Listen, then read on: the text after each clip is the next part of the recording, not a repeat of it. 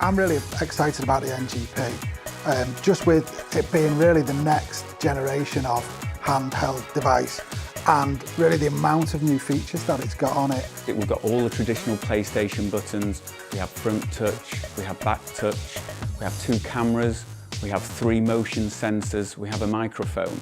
I think the back and front camera is going to be really interesting. I think there's a lot of cool stuff you could do with it, particularly when it comes to augmented reality. Actually, you're looking at the screen, you can see through the screen into the real world, and you can move around, and then we can lay the augmented reality on top of that.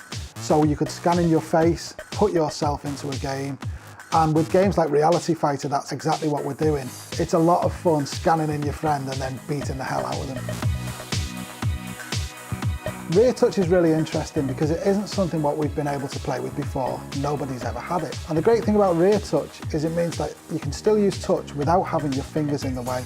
The rear touch does catch the eye because it's new and innovative, but we can't forget the twin sticks for the first time on a portable device. You finally feel like you actually got these miniaturized sticks that really work in your hands, and you can play all the first-person shooter games, all the gallery shooter games exactly as they were meant to be played.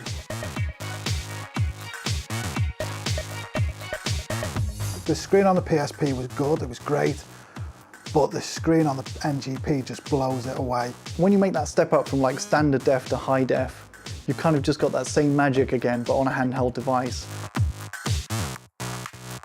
We look at the connectivity of the device. I think that will help broaden the audience, make it a very relevant device for people. And when you layer on top of that some of the bespoke applications, such as Live Area, it really will make it a uniquely connected device for a large array of all gamers. I think Live Area is going to be really cool. It's a place you can go before you boot the game, and you'll be able to see what's been going on, how your friends have been scoring, if you're doing well, what's going on with the game. And you'll see posts about the games, maybe what your friends have done in the game. So it really keeps you updated about everything in the game, and it's going to be standard across all titles.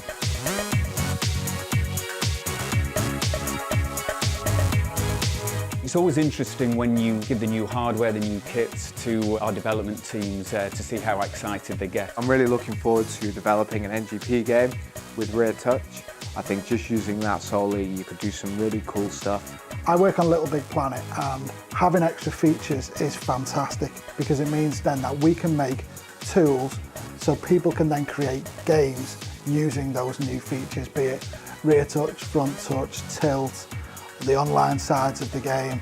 When you think about Little Big Planet, it's the creation that's perhaps one of the most exciting parts. And to have great creation, you need great creation tools. So with the new user interfaces, the creation can become so much more exciting and so much more intuitive. It will make the create feature accessible to me in ways that it just never was before. And I can actually see myself actually completing a level this time rather than starting and giving up.